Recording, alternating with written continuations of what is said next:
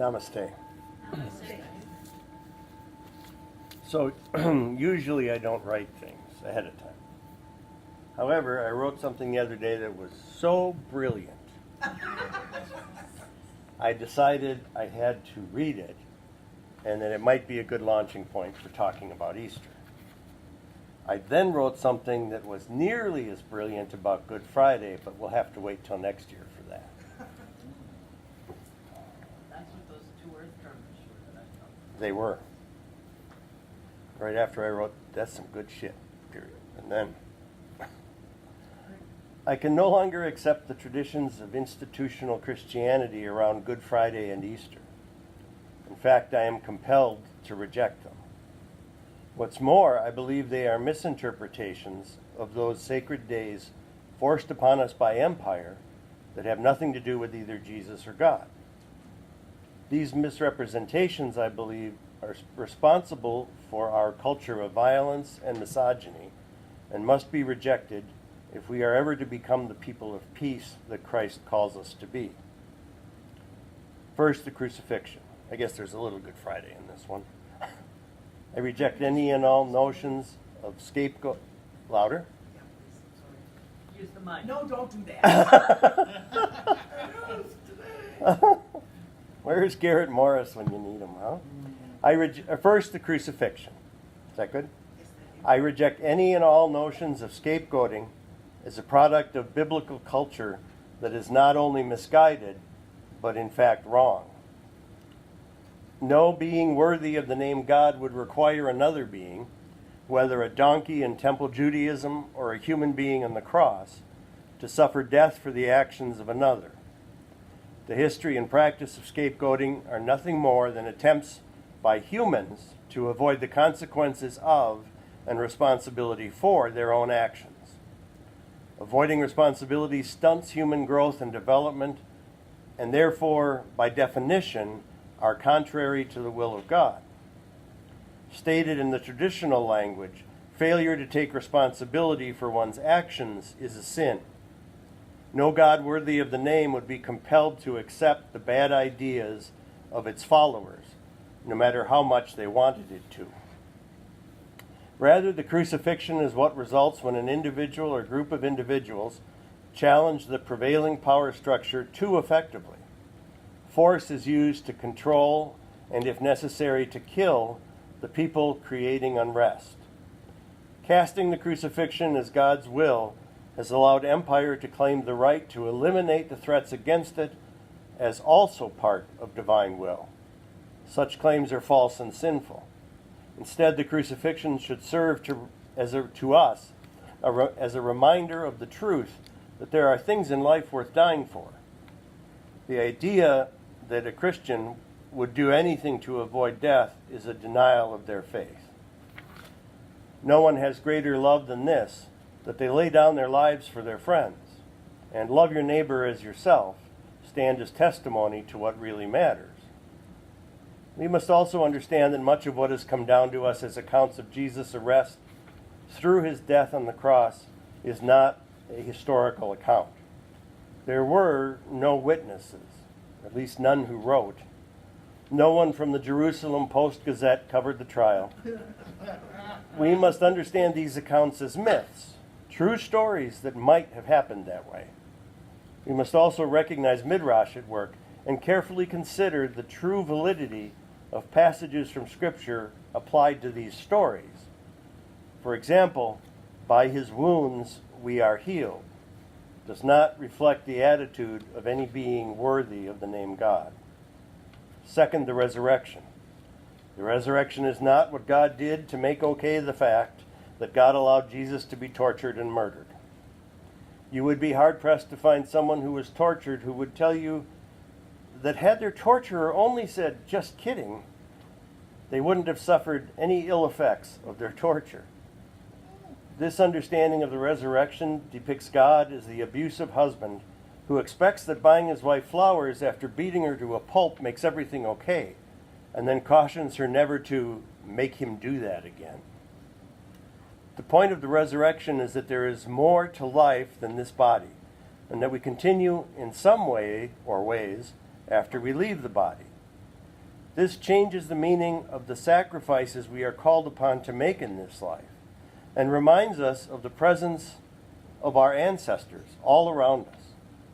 The resurrection is about potential and about the truth that life transcends the grave, even if we don't know exactly what that looks like.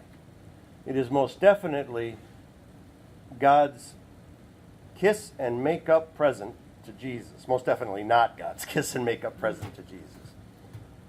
What there is in the Easter story that has been used to inflict guilt must be rejected. What there is that seems to endorse power over and violence toward another must also be rejected. If we remove these long-standing official misrepresentations from our understanding of these events, they once again become life-giving holy stories that we don't have to be embarrassed to celebrate. Now, of course, you can be free to disagree with that. I could be wrong. No, never. Well, it was just false modesty that compelled me to say that. But April Fool's. yeah, April Fools. But I really think that all of this long-faced stuff that we've kind of been compelled, at least when we're in the institution, to put on. It's like Holy Week is like, it doesn't really matter how you feel, because if you show up for some service around it, you better have a long face. And a long face, yeah. It's better if you can work up some tears, maybe. And really, what does that say? But don't come here and be yourself. Come here and feel what we want you to feel. And then, if we're out of a liturgical tradition, the rest of the year we turn around and criticize those Pentecostals because they're too emotional. But we fake it for a week because it's Holy Week. And Easter tells us that everything's going to be okay, including behavior that's completely unacceptable no matter where it comes from. And that's really asking us to suspend our intellect. So in the space of one short week, we've been asked to deny what we're feeling and pretend we feel like crap. And then on late Saturday night, if you go to an Easter vigil, the minute they flip the lights on, which if you've never experienced that, it's 5,214 long readings about history, creation history in the Bible, from all through the Old Testament. And then they throw the lights on, and the organ starts, and everything's fine and grand, and you're supposed to do this shift from being, to happy, happy, joy, joy. And I just don't see the spiritual benefit in playing make-believe, unless Mr. Rogers is in charge. Now, if Mr. Rogers is in charge, then it's okay. But how does that help us grow? How does it help us, if we're intervening in domestic violence, to go to a parent and say, you really can't beat your child? And they said, well, God did. And we can leave aside for a second how we understand that whole relationship. But I think there's a way to be really honest about what happened that doesn't deny everything that Jesus ever said or did up until the crucifixion. So those teachings don't matter. The instructions on how to treat one another not only don't they matter, but we'll just contradict them in this story here about how God beats Jesus so that we don't have to pay for what we did. Who signs up for that? Well, yeah, who signs up for that? And whoever said to somebody, the fact that you beat Fred over there made me feel a lot better.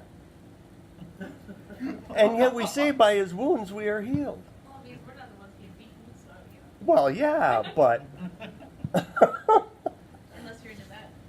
Yeah, well, that's a whole different scenario. Assuming that's not what you're after, then there is really nothing about you beating Fred that makes me feel better or heals me. And if I have to watch it, it probably repulses me unless I'm Mel Gibson.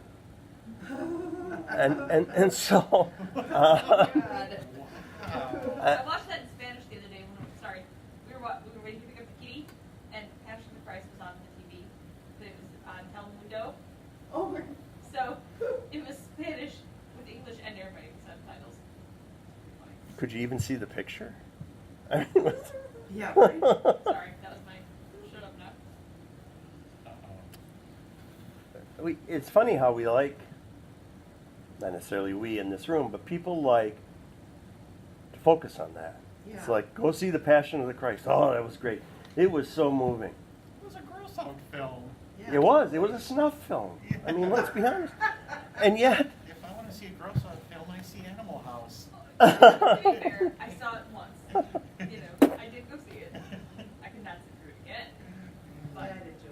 well, and it's an exercise in missing the point, I think. I made a point of being at one of my places on Thursday when the Wells Lutheran pastor Oh, was Jesus. there. And what great news it is, everybody. What great news that Jesus suffered so terribly to make up for our heinous sins and offenses. Gotta love the Wells. I'm like, no, I don't see I that. don't, but I don't know anybody really that I'm aware of that has done heinous things. And even if I did, or I had been the one that did that,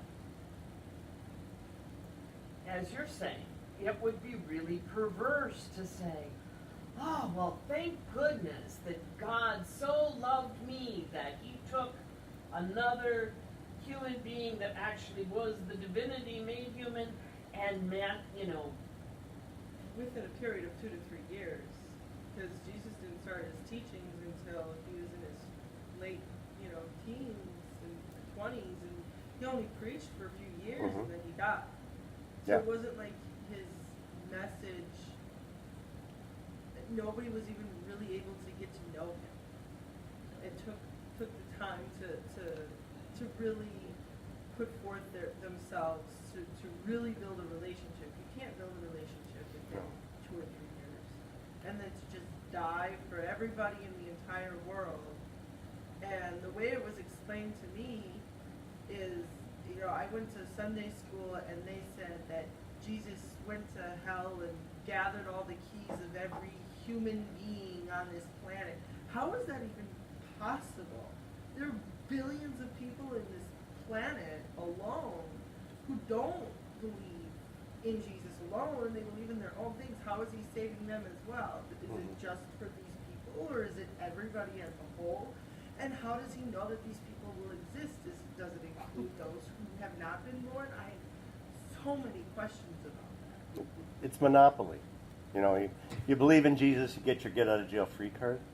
And that's, like you were saying, that is what I believe, or that's what I lean to, is that Jesus taught humans how to treat other humans, taught humans the importance of compassion, the importance of forgiving one another, the importance of caring for your neighbor and the rich and the poor and all of that.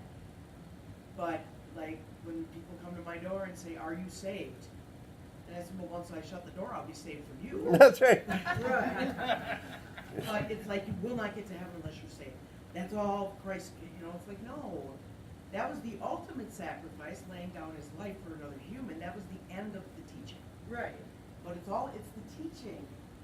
I mean, we're not born sin. We're not sinful. Right. Well, we're human, but we're not born sinful. We don't need to be saved.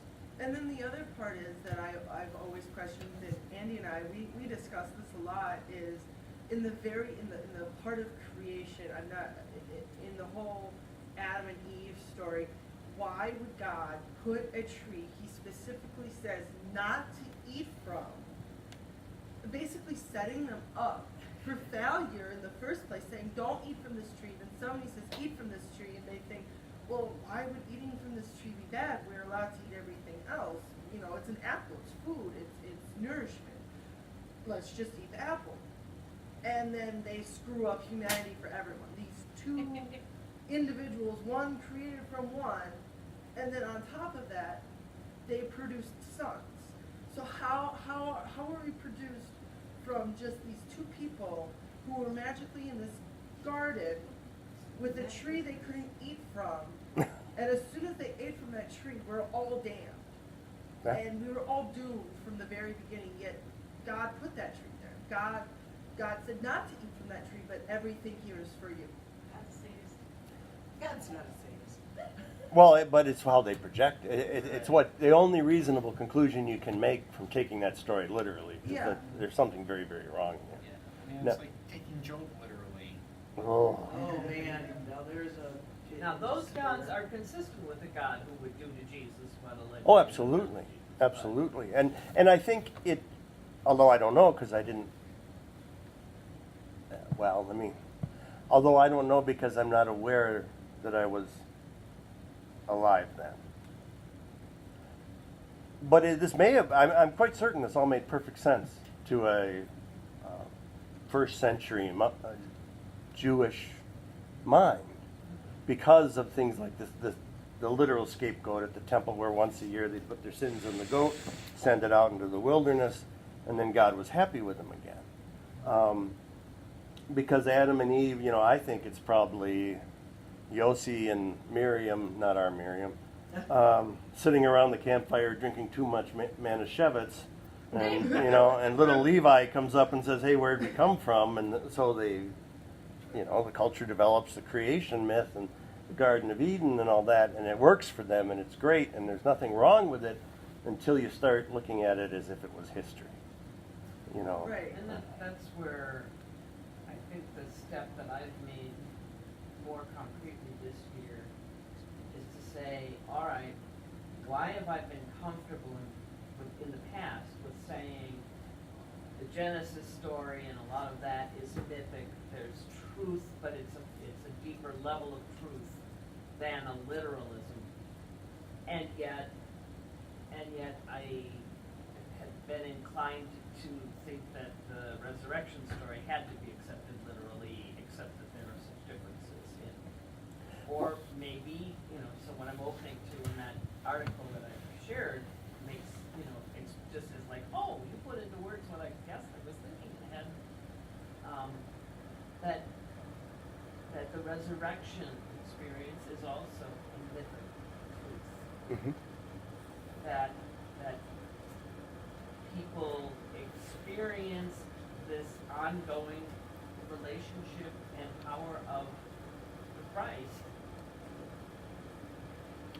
and as it finally came to be written, they sort of looked back and said, "Oh, let's put on our Jesus glasses and read the Old Testament. See the things that we can say are prophecies of Jesus, and then we'll write those links in so we can prove and." Yeah, I personally think that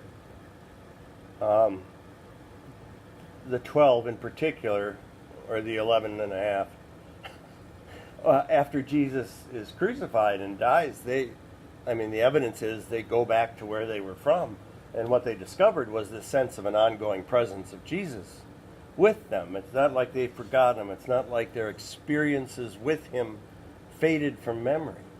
And so they said, he is with us. How can that be? And then they broke out the Manischewitz, and eventually they said, here's what happened. That's right, started talking in tongues. Too much. Yeah, that's right. But, and I think if we get lost in all the mechanical little details, how did that happen exactly? It's an exercise in missing the point, most of us don't know how exactly a car engine works, but we believe it will get us, barring catastrophe, from where we started to where we finished. Most of us don't know everything about even how the elevator that got us up to the third floor works, but we trust that it will, and the point is that it does, so we don't have to worry about how it works. And that's the thing on the front of the bulletin, the zombie business, is exactly what happens, well, partly when you twist a few little things, but when you start picking apart the mechanics of something. How many people know somebody, and those of you in the death industry know a lot of people, but know somebody who had a partner, a long-term partner die, and they experienced that person still with them, sometimes for a year or more after their passing. Can I explain that? No. Do I think that it's not real? Of course not. It's real. I mean, they tell me that there's old Bob sitting on the end of the bed. Well, I believe Bob's there because in the rest of their daily life, they don't appear to be psychotic, right? So now if they told me, Bob was there and I don't know who that is over there, and okay, well, then I have some other questions like, are you about ready to die? Or Yeah, I'm going to say, because that's the other piece of evidence from working in the death industry, is how it's more common than not that the person who is making that transition has a sense of someone that's gone before and present. And based on my own personal experience, in addition, I can't chalk that all up to neurons and biochemical discharges and nothingness. yeah. I started listening to, Reza Aslan, the guy who wrote Zealot. Also wrote a book called God, A History. And I started listening to it in the car, and he talks about the idea of there being a God or a godlike being going back to cave people. And because apparently there are, or not quite, they might have been just out of the cave, but they still hung out in the cave. It's early Homo sapiens, late Homo erectus, and having gone into caves and made temples that you'd walk into the cave and not be able to tell anything is there, and you go through increasingly smaller and smaller rooms, and then there start to be paintings on the walls, and eventually you would have to crawl through like a tunnel and up a shaft. How, I don't know. To get to the inner temple where there were more depictions of obviously spiritual things. And so we're talking about people without language, or with very rudimentary language, and yet having this experience of the divine and the transcendent. And it kind of belies this idea that, what would be the evolutionary advantage to believing in God? What would be the evolutionary advantage to crawling through little tunnels? I won't tell you I would not get to the middle room. It's like the ultimate MRI, right? But I can't think of an evolutionary advantage to that. And yet we seem to have that need or that knowledge of something out there that we keep looking for. And if it was all just delusion. Yeah, and worldwide. Right, cross cultures. Well, this is also why, and I think it dovetails well with what we did last week in the stations. That, to me, that particular version of reflecting on the crucifixion and the path, not so much as, I'm such a horrible person and look at what Jesus did for me, but there is suffering in life. And we follow someone who ultimately experienced these kinds of sufferings, and how can I therefore recognize I'm not alone when I experience feeling abandoned or betrayed or ignorance, business, and how can I see that it can be transformed and transformative. Right. I think Here- an important thing, when we did that too, is go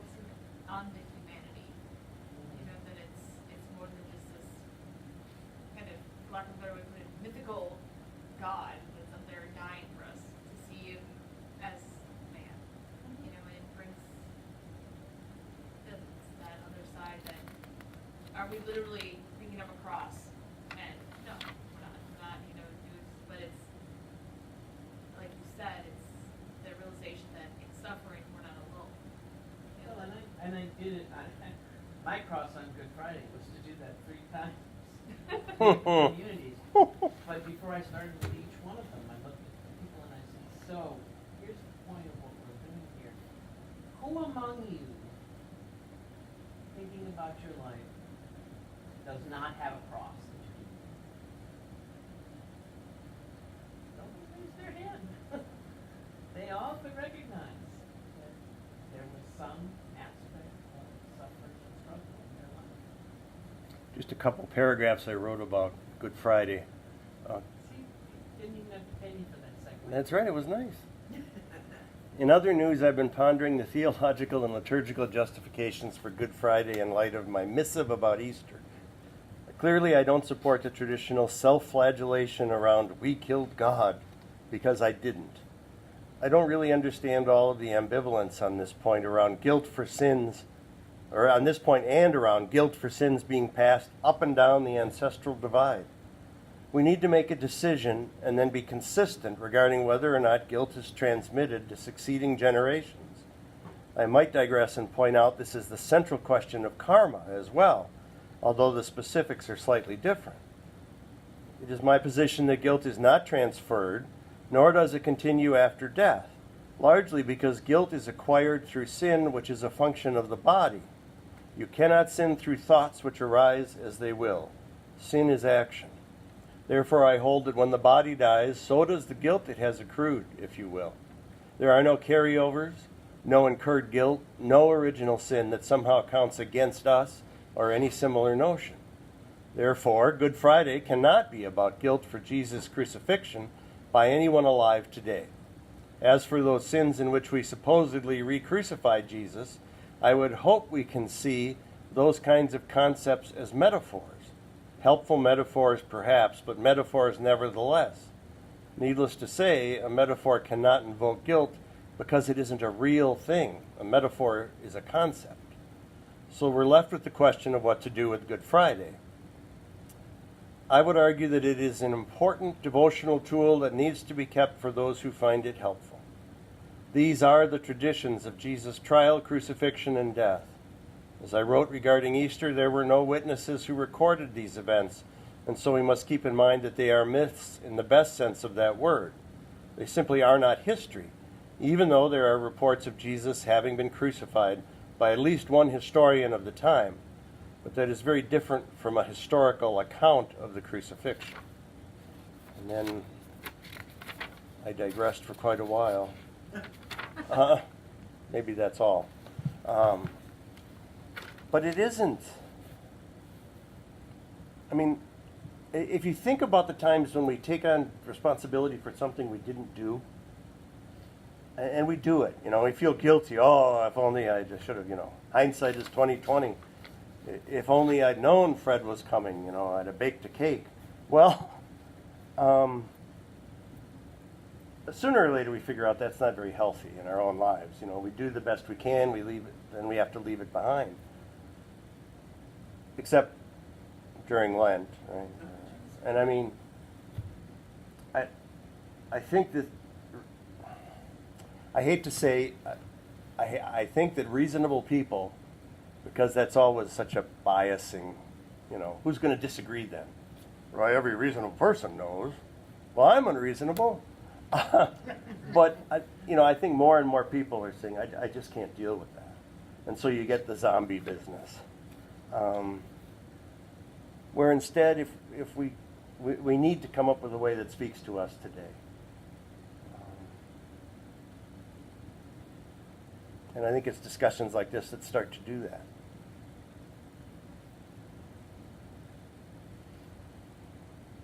Should we pray about stuff? Or do you have something? I can tell by that shit-eating grin. No, I was just thinking about the whole zombie thing. I don't, and we've still got them at the church. We have a set of Bibles. I don't remember what version they are. But we were reading, in Matthew, Mark, Luke, and John, there's a different Good Friday story. Mm-hmm. There's a different story of the crucifixion, and also a different version of the Easter story. slight variations. But I was teaching Sunday school, and we were reading the story out of this particular Bible. And as I'm reading it, it's talking about, like, you know, when Jesus died on the cross, that, you know, the ground split open, like the sky went black, ground split open, and all the dead in the ground rose up Matthew, yep. and walked the earth for 3 days. Mhm. I'm like, oh my God, zombies. Yeah, yeah. So that just, I was thinking about that. I'm like, this is what happens when And people wouldn't get you literally- think the Jews might believe in him if that had happened? right? Yeah. Oops, we messed up. And that's my whole thing. It's like to take something literally. That if you were looking at it literally, it's Zombies. like, look, zombie apocalypse. Yep. And look, they're all eating worm tacos.